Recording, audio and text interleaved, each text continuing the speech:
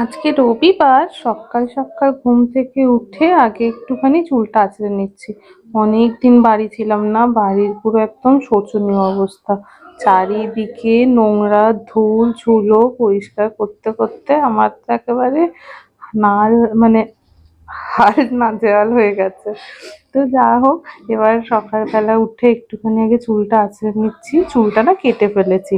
চুলটা তো আমার অনেক বড় ছিল, আর আমার আগে এত গোছ ছিল চুলে, মানে সেটা বলবার মতো না। আমার কোনো কোমর পিঠ ছাপানো চুল ছিল, কিন্তু সেগুলো তো এখন ইতিহাস হয়ে গেছে।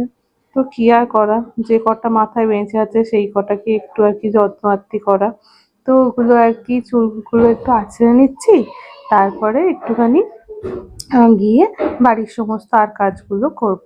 তো আজকে যেহেতু রবিবার, তো ওই জন্য বেলাটা একটু দেরি করেই শুরু হয়েছে। তার মধ্যে কালকে রাত্রিবেলাতে এসে বাড়িতে এসে সমস্ত ঘর দুয়ার পরিষ্কার করা, ওগুলো একটু একটু করেছি। বিছানা চাদর পাল্টানো, বালিশের কাভার পাল্টানো, কারণ অনেক দিন ধরে ব্যবহার হয়নি, তো ওইগুলো পড়েছিল বলে। তো আজকে এসে তো ওইগুলো করেছিলাম, আর তারপরে শুয়ে টুয়ে করে আমি বলছিলাম আজকে একটুখানি বেলা করে উঠে তারপরে বাকি আর কাজগুলো করব। তো সকলকে একটা আমার নতুন ব্লগ দেখতে স্বাগত জানাই। তো এখন আমি যাব হচ্ছে ছাদে।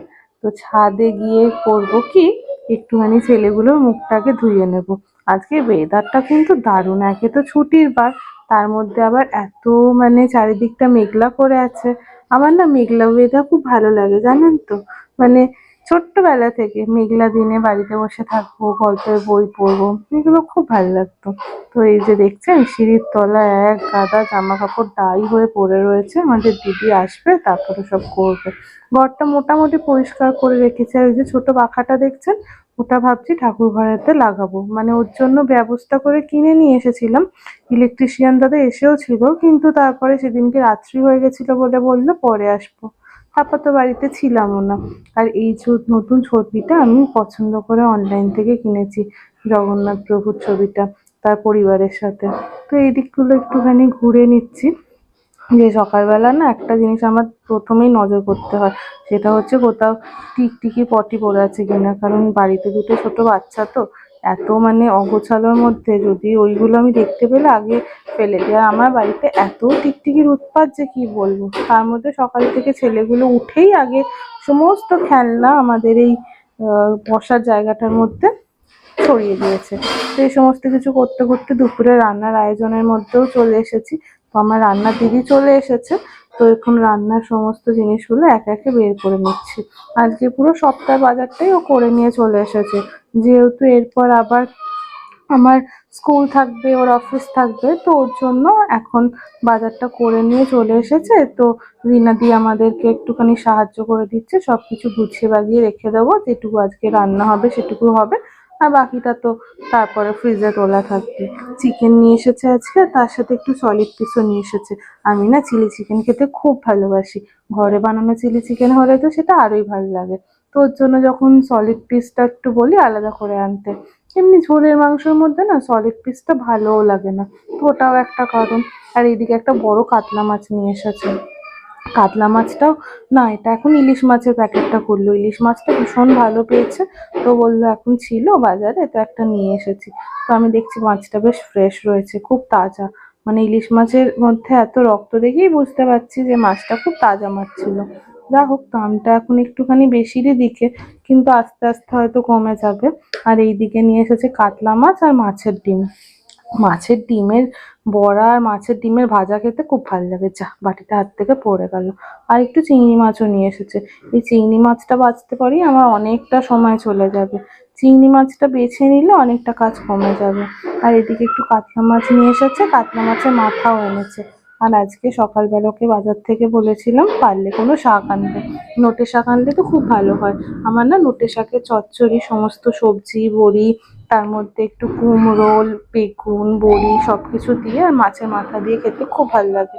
তো ও ওটা খুব ভালোবাসে।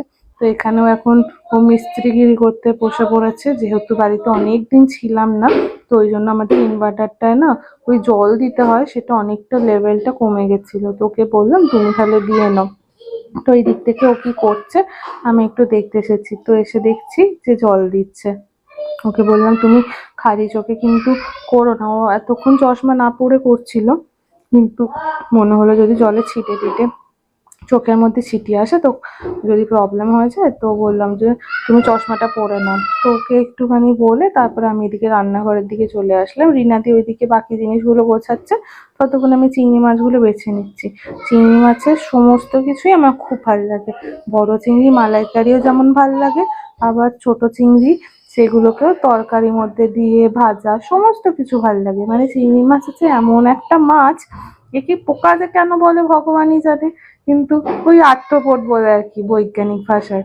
কিন্তু এত স্বাদের, যাতেই দেবে সেটাই খেতে ভালো হবে, সেটা তুমি রাইসে দাও, সেটা তুমি কোনো তরকারিতে দাও।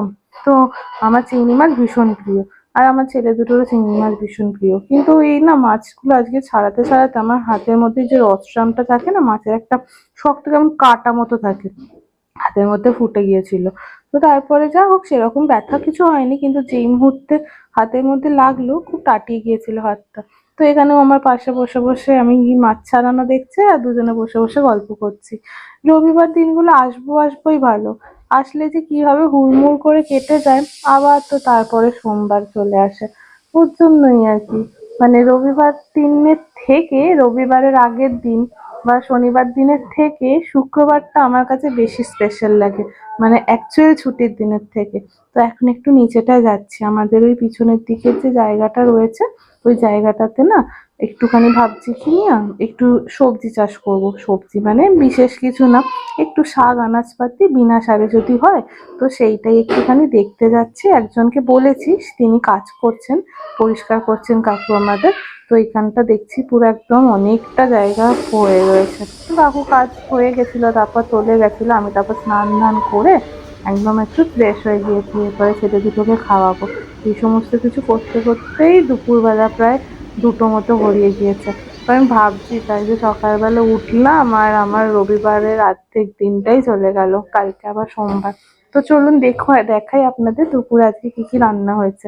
এখানে আমাদের সিঙ্গুর থেকে বাপি লেবু দিয়েছিল গাছে, সেইগুলো কেটে নিয়েছি, ভীষণ রস লেবুগুলো, আর এত বড় বড় যে দারুণ একদম কি বলবো। আর এই যে প্রেসার কুকারে রয়েছে চিকেন স্টিউ, চিকেন স্টিউটা ওই বাচ্চাদের জন্য রয়েছে, আর ওর বাবা যদি একটুখানি নেয়, কারণ আজকে না মাংসটা একদম কষানো করে করেছি, বেশি জল দিইনি।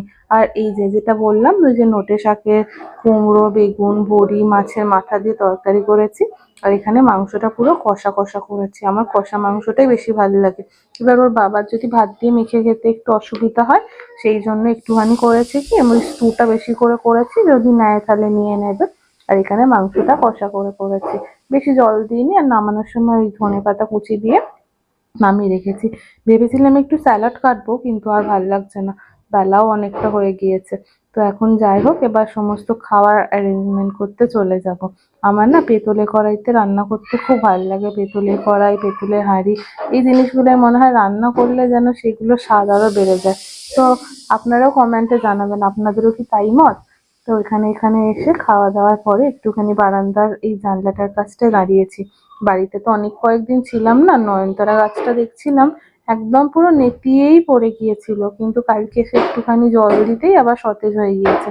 আসলে বর্ষাকাল তো, ওর জন্যই এত চারিদিকটা সবুজ হয়ে থাকে বর্ষাকালে, খুব ভালো লাগে। তো নয়নতারা গাছটা দেখে মনটা ভালো হয়ে যাচ্ছে। কালকে তো ভাবলাম গাছগুলো মরেই গেছে, আসলে এই গাছগুলো আমি আমার স্কুল থেকে তুলে নিয়ে এসেছিলাম। সেই গাছটা মরে গেলেও সেই গাছের বীজ পড়ে পড়ে আরো অনেকগুলো গাছ হয়েছে। আবার খুব তাড়াতাড়ি নতুন ভিডিও নিয়ে দেখা হবে। বাই।